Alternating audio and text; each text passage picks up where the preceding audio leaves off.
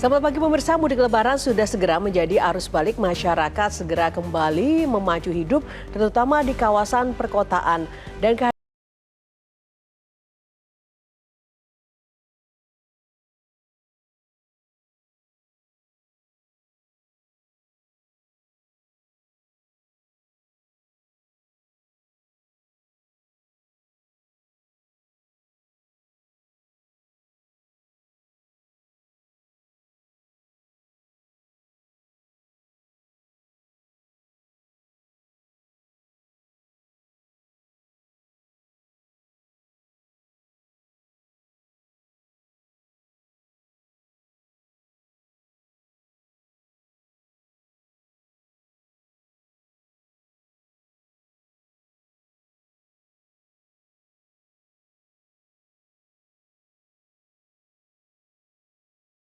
kabar baik, menurut Bung Gaudes, dengan kebijakan baru dari Gubernur Jakarta Pramono Anung dengan membuka Jakarta untuk para pendatang ini kabar baik atau kabar buruk bagi Jakarta? Ya tentu saja kabar baik, tapi yang paling penting itu Pramono Anung sangat konstitusional ya.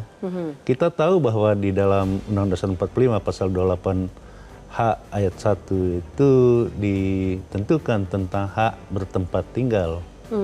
Kemudian di dalam Kovenan Internasional tentang hak-hak sipil dan politik yang kemudian diratifikasi di dalam Undang-Undang Nomor 12 tahun 2005 itu menyatakan setiap orang bebas berpindah di dalam wilayah Republik Indonesia. Itu artinya melarang orang ke Jakarta melanggar undang-undang, melanggar konstitusi. Bung Gaudes, tapi di satu sisi banyak fenomena PHK di mana-mana begitu. Nah, sementara satu-satunya tumpuan hidup untuk perekonomian adalah di Jakarta sampai dengan saat ini secara nasional. Ini tidak akan menjadi bumerang buat Jakarta? Mestinya tidak menjadi bumerang ya. Kita tahu bahwa berdasarkan data BPS tahun September 2024 itu jumlah orang miskin di perkotaan itu kan 6,66% ya. Sementara di desa itu sebesar 11,34% orang miskinnya. Dari data itu memperlihatkan bahwa sebetulnya desa itu menjadi rumah orang-orang miskin gitu. Karena itu orang cenderung untuk berpindah ke kota. Mengapa pindah ke kota? Karena di kota besar terutama Jakarta itu peredaran uangnya begitu besar, dan Jakarta sampai sekarang tuh masih menjadi imajinasi atau simbol kesuksesan setiap orang gitu. Karena itu orang akan ramai-ramai datang ke Jakarta. Jangan mencegah orang datang ke Jakarta, tetapi carilah cara bagaimana orang datang ke Jakarta disiapkan keterampilannya untuk bisa mengadu nasib di ibu kota. Oke, baik. Sebelum kita ulas lebih lanjut lagi, Bung Gaudes dan juga pemirsa, kita saksikan dulu tayangan yang satu ini. Operasi Justisi bukan solusi.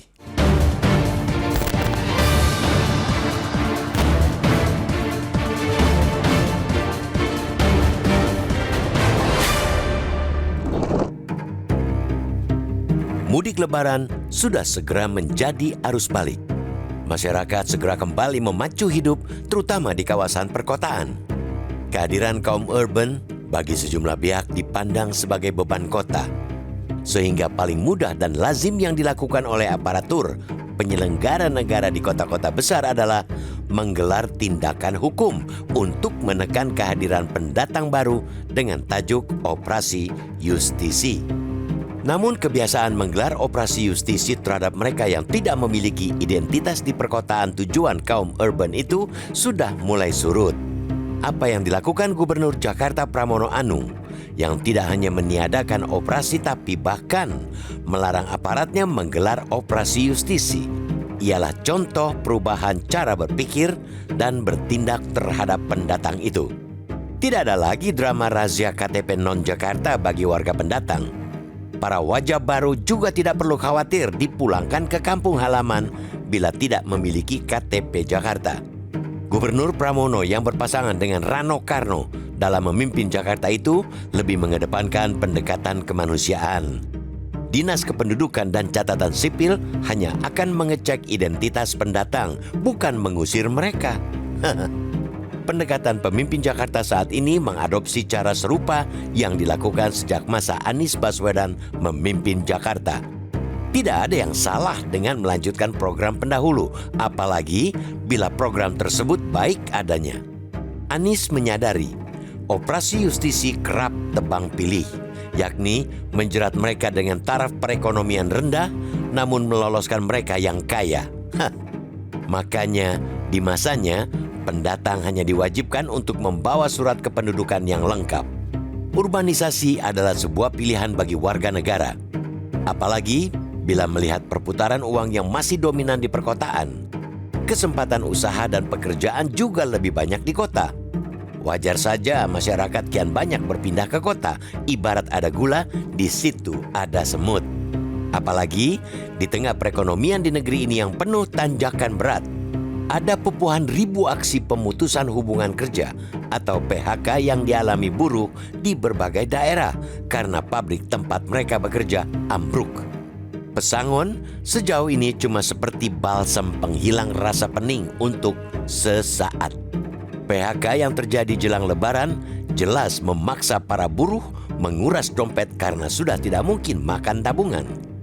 Menjalani pekerjaan informal juga tak semudah membalikan telapak tangan. Modal dan pengalaman saja terkadang tidak cukup bagi perekonomian buruh untuk bisa kembali pulih. Daerah tidak memiliki daya untuk menyerap seluruh para mantan buruh tersebut. Untuk menciptakan industri baru yang bisa menampung mereka juga tidak semudah kisah Bandung Bondowoso yang membuat ratusan candi dalam tempo 1 malam. Kalau sudah mentok sana-sini, wajar bila korban PHK juga memilih untuk mengadu nasib di kawasan perkotaan, termasuk Jakarta. Oleh karena itu, hadirnya korban PHK menjadi keniscayaan di Jakarta sebagai pusat perekonomian nasional. Langkah Pramono Anung yang bersiap menghadapi para pendatang bukan dengan operasi justisi, melainkan pelatihan kerja di tingkat kelurahan dan kecamatan amat layak. Kita apresiasi. Langkah itu justru bisa jadi upaya awal mengatasi solusi keringnya penyerapan tenaga kerja. Masyarakat sudah susah, janganlah dibuat makin susah. Pemerintah harus hadir, bukannya menolak rakyat. Pemerintah daerah sudah sepatutnya mengayomi semua rakyat termasuk pendatang, sepanjang mereka warga negara Indonesia yang memiliki identitas sah. Cara Pramono bisa menjadi inspirasi bagaimana pemimpin memberikan solusi, bahkan nilai tambah bagi rakyat agar bisa keluar dari jebakan kemiskinan dan rangkaian kesulitan.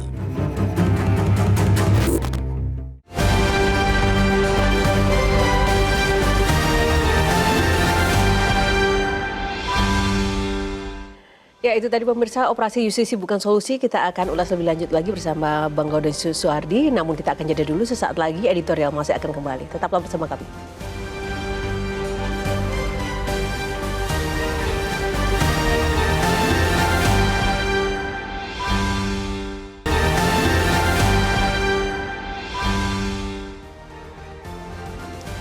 Kembali di editorial Media Indonesia. Sebelum kita membahas bersama Bung Gaudentius Soehardi, kita sapa dulu penelpon yang sudah tersambung bersama kita kali ini. Pemirsa, ada Pak Max dari Manokwari, Papua Barat. Selamat pagi Pak Max.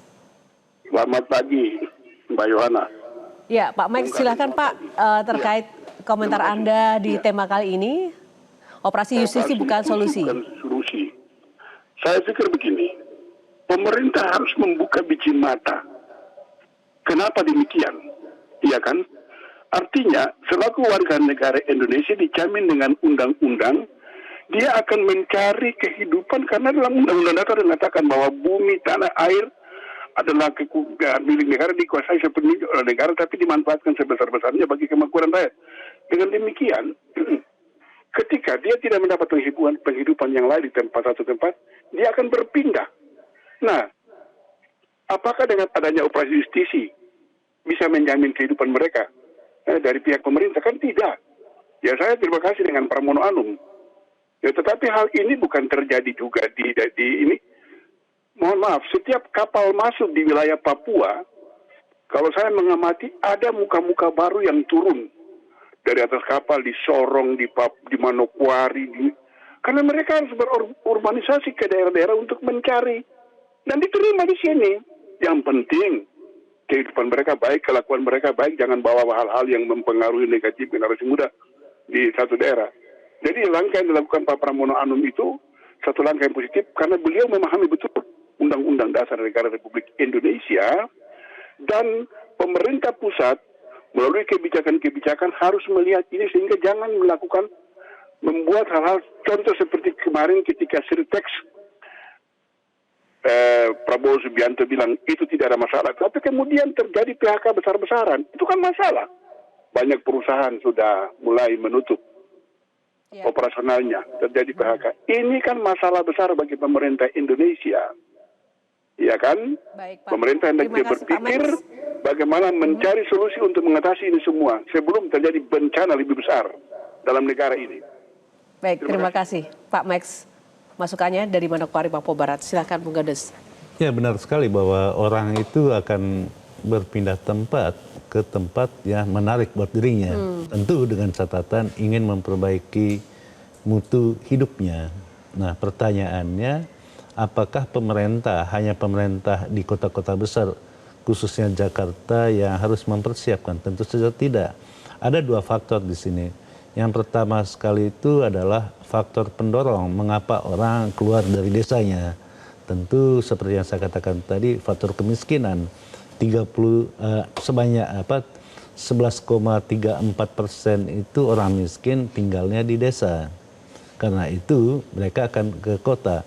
Nah, selain faktor pendorong, ada faktor penarik. Faktor penarik dari kota-kota besar, terutama Jakarta. Uang itu banyaknya beredar di Jakarta. Di Jabodetabek itu hampir 60% uang nasional itu beredarnya di Jabodetabek. Mengapa orang berbondong-bondong datang ke Jabodetabek? Nah, apa yang harus dilakukan? Tentu saja pemerintah sudah memikirkan hal tersebut dengan menggelontorkan dana besar-besaran ke desa. Tetapi desa tidak mampu mengelola dana itu sehingga menarik bagi warganya. Jadi sebanyak apapun dana dikelontorkan ke desa, kalau tidak dikelola dengan baik, tetap saja orang akan lari ke kota. Yang lebih penting lagi, faktor yang tadi persepsi, ada imajinasi. Imajinasi bahwa Jakarta itu masih tetap menjadi simbol kemapanan, simbol keberhasilan. Sepanjang persepsi itu ada, ya orang akan rame-rame datang ke Jakarta. Walaupun nyatanya sampai di Jakarta ya tetap saja hidup miskin gitu. Oke, dari sisi semangatnya itu positif ya karena konstitusional begitu. Nah, kemudian sebagai bagian dari pusat ekonomi nasional, apa efek samping bagi Jakarta sendiri, Bung Godens? Ya Pramono Anung dan Dul itu sudah mempunyai konsep ya. Ketika orang datang ke Jakarta disiapkan dan diarahkan supaya bisa meningkatkan keterampilan di balai pelatihan-pelatihan yang ada di Jakarta. Ini tentu hal yang baik yang mestinya ditiru juga oleh daerah-daerah lain. Jangan hanya Pramono aja yang berpikir, tapi kepala daerah di mana orang-orang itu berasal juga mesti berpikir bagaimana meningkatkan keterampilan warganya sehingga ketika kemanapun ia berpindah tempat tinggal, keterampilan itu yang dibawa. Bukan orang yang tanpa keterampilan datang ke kota besar, pada akhirnya masuk ke sektor informal, tidak punya tempat tinggal, akhirnya tinggal di bantaran kali yang menyebabkan banjir di Jakarta. Gitu kan. Nah tadi kan Bu Gades mengatakan jangan sampai yang berpikir ini hanya Pramono Anung begitu. Apakah perlu campur tangan pusat juga untuk kemudian kembali mendorong daerah-daerah ini juga harus berkembang agar tidak terpusat di Jakarta tanpa harus memindahkan ibu kota seperti IKN misalnya? Ya secara konsep itu sudah dilakukan. Konsepnya seperti apa? Misalnya ada undang-undang desa. Undang-undang desa itu salah satu konsep bagaimana menata daerah, terutama desa itu supaya berkembang lebih jauh. Tadi saya katakan faktor pendorong dari desa kan, sehingga orang keluar dari desanya bermigrasi ke ibu kota gitu. Nah, faktor pendorong itu apa? Ya kemiskinan. kemiskinan itu harus diatasi dengan apa? Ya dana desa. Desa menurut undang-undang desa itu kan harus membangun badan usaha milik desa ya, BUMDes. Tetapi kan pemerintah malah mengubahnya menjadi koperasi merah putih. Ini kan hal-hal yang mestinya dipikirkan secara jernih bagaimana pemerintah mengembangkan badan usaha milik desa sehingga orang desa itu tidak harus ke Jakarta atau kota-kota besar, tetapi dia bisa hidup dengan bahagia di desa itu. Untuk kemudian menerima warga desa yang kemudian berpindah ke Jakarta itu kan kalau pelatihan pasti butuh proses dan waktu. Di sisi yang lain faktor kemacetan, keamanan itu seperti apa Bung Gaudens? Masalah sosial yang akan timbul? Ya tentu faktor-faktor seperti itu pasti ada ya. Bagaimana misalnya tingkat kriminalitas bisa meningkat. Tetapi yang paling penting yang terkait dengan mudik itu kan orang kota datang ke desa dengan perubahan-perubahan perilaku yang glamor gitu. Itu yang menarik orang gitu kan. Menarik orang, oh sukses di sana padahal tidak sukses juga. Oke, baik.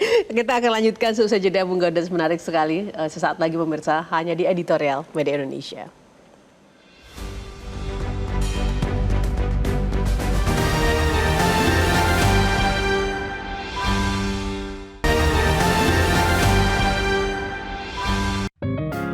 Media Indonesia mengajak Anda untuk mengakses fitur premium e-paper. Dengan sajian konten berbasis intelektual dan meneguhkan kebangsaan, Media Indonesia tampil dengan lebih dinamis melalui e-paper Media Indonesia yang dapat Anda akses kapan saja, di mana saja. Caranya mudah, download aplikasi Media Indonesia di Android atau ketik link e-paper.mediaindonesia.com atau bisa scan QR Code pada layar kaca Anda. Klik tab e-paper di bagian samping layar tablet Anda, daftarkan data diri, serta pilih paket berlangganan e-paper Media Indonesia sesuai dengan kebutuhan Anda. Nikmati juga bonus spesial tambahan 4 halaman rubrik fokus setiap hari. Semua bisa Anda dapatkan hanya di e-paper Media Indonesia. Untuk informasi lebih lanjut, hubungi customer service di nomor 0811 1201 2018 atau kunjungi media sosial @mediaindonesia. Media Indonesia, referensi bangsa. Baik, itu tadi Editorial Media Indonesia dan Bung Gaudens di segmen sebelumnya menyampaikan bahwa masyarakat ini masih memiliki budaya imajinasi, glamor, kesuksesan jika di Jakarta. Dan itu sebenarnya apakah bukan berarti kita juga akan membina masyarakat untuk memiliki imajinasi semu, nggak realistis begitu. Terlepas bahwa kita memang harus mengapresiasi dari Gubernur Jakarta sekarang ya. Ya benar sekali, Yohana. Bagaimana orang menonton misalnya drama atau sinetron yang glamor tentang Jakarta. Itulah munculnya imajinasi orang untuk datang ke Jakarta. Walaupun realitanya ibu kota lebih kejam dari ibu tiri kan. Itu persoalannya. Jadi persoalan pada persepsi orang. Nah, bagaimana mengatasinya? Tentu yang diharapkan itu bagaimana meningkatkan pendidikan di desa-desa gitu. Supaya orang memahami bahwa hidup di desa itu sesungguhnya jauh lebih baik. Tetapi faktanya berdasarkan data BPS September 2024 justru miris gitu kan. Kemiskinan itu lebih besar adanya di desa sebesar 11,34%. Di kota itu hanya 6,6% orang miskin ya. Itu artinya karena uang itu lebih banyak beredar di kota besar terutama di Jakarta sehingga orang akan datang. Tadi di dalam editorial dikatakan ada gula ada semut. Gulanya apa ya? Gulanya itu uang dan tadi persepsi tentang kemewahan Jakarta itu. Atau lebih tragis lagi, ketika orang Jakarta, apapun pekerjaannya di Jakarta balik ke kampung, mereka itu memperlihatkan glamoritas ya, glamornya di kampung-kampung. Sehingga orang kampung yang sudah bekerja di kampung sekalipun akan tertarik untuk mengikuti mereka datang ke Jakarta, walaupun di Jakarta itu hanya jadi pedagang asongan misalnya. Tetapi Kalau sampai di kampung kan bersolek mereka. Inilah persoalannya sehingga muncul tadi imajinasi dan simbol itu. Nah, tapi Bung Gauda sendiri melihat tantangan terbesar yang nanti ke depan akan dihadapi oleh Pemprov Jakarta dengan kebijakan ini apa? Ya tentu saja tantangan terbesar itu kan jumlah penduduknya bertambah. Ketika jumlah penduduk bertambah dan lapangan pekerjaannya tetap, ya muncul persoalan pengangguran. Ketika ada pengangguran, di sana berpotensi munculnya kriminalitas dan juga kemacetan dan lain-lain. Persoalan khas ibu kota lah. Persoalan khas ibu kota, tapi kemacetan dan polusi itu juga bagian dari kehidupan hak asasi warga Jakarta juga, Bung Gaudens. Ya, tadi saya katakan. Belum lagi kalau banjir begitu ya. Ya, persoalannya pemerintah tidak bisa melarang orang untuk datang ke Jakarta karena Undang-Undang 12 2005 itu tegas sekali mengatakan setiap orang itu bebas untuk berpindah ke wilayah manapun di Republik Indonesia ini. Oke, baik. Terima kasih Bung Gaudens untuk ulasannya bersama editorial pagi ini. Kita lihat nanti seperti apa perkembangan dari kebijakan baru Pramono Anung ini dan bagaimana arus balik ini juga akan terjadi. Puncaknya nanti tanggal 6 April ya 2025. Terima kasih Bung Gaudens dan juga pemirsa, itu tadi editorial kali ini. Masyarakat memang sudah susah, jangan dibikin lebih susah lagi. Pemerintah harus hadir, bukannya menolak rakyat. Dan pemerintah daerah sudah sepatutnya juga mengayomi semua rakyat termasuk pendatang sepanjang mereka warga negara Indonesia atau WNI. Warga memiliki identitas yang sah untuk juga memiliki kehidupan yang lebih baik. Demikianlah editorial kali ini. Saya Yohana Margareta undur diri. Selamat pagi, sampai jumpa.